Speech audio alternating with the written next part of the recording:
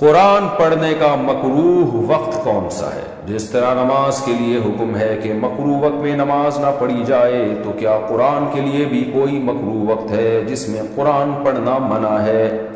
قرآن کی تلاوت کا کوئی مکروہ وقت نہیں ہے، البتہ کچھ حالتیں ایسی ہیں جن میں قرآن کی تلاوت جائز نہیں، جیسے آپ حالت جنابت میں اگر ہیں، غسل فرض ہے آپ کے اوپر، تو آپ زبانی بھی قرآن نہیں پڑھ سکتے۔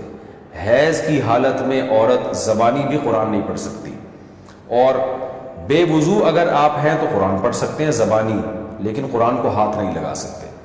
تو باقی قرآن پڑھنے کا کوئی مکروہ ٹائم نہیں ہے، سارے وقتوں میں قرآن کی تلاوت جائز ہے۔ حدیث میں آتا ہے لا تقرأ الحائض ولا الجنوب شیئا من القرآن، حائضہ عورت اور جنوبی قرآن نہ پڑھے۔ اگرچہ یہ حدیث ضعیف ہے، مگر صحابہ اور تابعین کے فتاوی سے اس کی تائید ہوتی ہے۔ حدیث جو ہے نا اسماعیل ابن عیاش کی وجہ سے، سند کی وجہ سے ضعیف ہے، اور اس کے جتنے طرق ہیں حدیث کے سب ضعیف ہیں۔ لیکن جنبی کے بارے میں جو حالت جنابت میں ہو، اس کے بارے میں تقریباً پوری امت کا اجماع ہے کہ صحابہ کے تابعین کے فتاوی ہیں کہ وہ قرآن کی تلاوت نہیں کر سکتا۔ تو اب دیکھا جائے تو جنوبی جو حالت جنابت ہے وہ بھی حدث اکبر ہے، تو حیض کی حالت بھی حدث اکبر ہے، اس میں بھی غسل فرض ہوتا ہے، اس میں بھی غسل فرض ہوتا ہے۔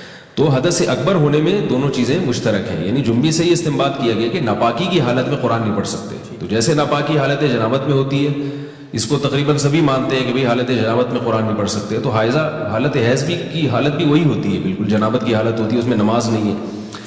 تو اس لیے راجح قول جو دلیل کے لحاظ سے قوی ہے وہ یہی قول ہے کہ حائضہ عورت نہ تو قرآن کو ہاتھ لگا سکتی ہے کیونکہ اس کے لیے بھی طہارت ضروری ہے، اور نہ قرآن کی تلاوت کر سکتی ہے۔ البتہ حفظ کی نیت سے یا قرآن بھول جانے کے ڈر سے دستانے پہن کے تو ہاتھ نہیں لگائے، کیونکہ جو دستانے جب آپ نے پہن لیے تو آپ کے جسم کا حصہ بن گئے۔ تو ایسی چادر جو جسم سے جدا ہو، یعنی کوئی چادر ہے اس سے آپ قرآن کو پکڑ سکتے ہیں اور آیتیں توڑ توڑ کے پڑھ بھی سکتے ہیں، جیسے ایک لفظ اس کا پڑھ لیا، کیونکہ جب تک وہ پوری لڑی نہیں بنتی وہ قرآن نہیں بنتا، تو ایک آیت یعنی ایک لفظ توڑ توڑ کے اگر کوئی پڑھنا چاہے تو یہ جائز ہے۔ ختم قرآن کروانا کیسا ہے؟ قرآن خوانی کی دو قسمیں ہیں۔ ایک قرآن خوانی وہ ہوتی ہے جو دکان مکان میں برکت کے لیے ہوتی ہے، نیا گھر بنایا آپ نے تو آپ چاہتے ہیں برکت کے لیے اس میں قرآن خوانی ہو جائے، یہ ثواب کے لیے نہیں ہوتی بلکہ کس کے لیے ہوتی ہے؟ برکت کے لیے۔ تو برکت کے لیے جو کام کیا جاتا ہے نا اس کو رقیہ کہتے ہیں۔ رقیہ جیسے کسی بیمار کے لیے آپ کوئی چیز وظیفہ پڑھ کے پھونکتے ہیں اس پہ یا ویسے ہی پڑھتے ہیں، تو رقیہ جو ہے نا یہ عبادت نہیں ہے، یہ دوا ہے، اور دوا کے لیے قرآن و سنت سے ثبوت ہونا ضروری نہیں ہے۔ تو اگر کوئی دکان یا مکان میں برکت کے لیے قرآن خوانی کرواتا ہے تو چونکہ یہ رقیہ ہے اس لیے جائز ہے، اگرچہ نبی کے دور میں یہ نہیں تھا، بشرطے کہ اس کو سنت نہ سمجھا جائے۔ اور اگر کوئی میت کے مرنے کے بعد ایصال ثواب کے لیے قرآن خوانی کرواتا ہے تو یہ رقیہ نہیں ہے بلکہ عبادت ہے نا، اس کے لیے ثبوت چاہیے اوپر سے، اور وہ ثبوت ہمارے پاس نہیں ہے قرآن و سنت سے، صحابہ سے کبھی نہیں دیکھا کہ حضرت ابو بکر کا انتقال ہوا تو آپ نے دیکھا کہ حضرت عمر نے قرآن خوانی کروائی ہو۔ اس میں یہ ہے کہ جو جہاں ہے جیسے ہے اپنی طرف سے جو بھی میت کو پڑھ کے ثواب پہنچا دے یا صدقہ کر دے، اس کے لیے اجتماع کرنا، لوگوں کو بلانا، یہ عمل بدعت ہے۔ میت کے گھر کھانا کھانا کیسے؟ دیکھو، میت کے گھر اگر آپ میت کو دفنانے گئے، بہت دور سے آئے ہیں آپ، اور آپ دفنا کے واپس آئے تو کھانے کا ٹائم ہو گیا، تھکے ہوئے ہیں، اہل خانہ نے یا پڑوسیوں نے کھانے کا انتظام کر لیا، یہ سال ثواب کے لیے نہیں بلکہ یہ سوچ کے کہ مہمان دور دور سے آئے ہوئے ہیں تو کھا سکتے ہیں آپ۔ پڑوسیوں کو چاہیے اپنے اپنے گھروں میں جا کے کھائیں، جو دور سے مہمان آتے ہیں ان کو چاہیے کہ وہ کھا لیں، اور لوگ میت والے تو نہیں کرتے، اور کرنا چاہیے، اڑوس پڑوس والوں کو ان مہمانوں کے لیے کھانے کا انتظام کرنا چاہیے جو دور سے آئے ہیں، کیونکہ بہت تھکاوٹ ہو جاتی ہے۔ ایک مولوی صاحب نے مجھے بتایا کہ میں کہتا تھا کہ میت کا ہر قسم کا کھانا حرام ہے، کسی کو نہیں کھانا جائز ہے۔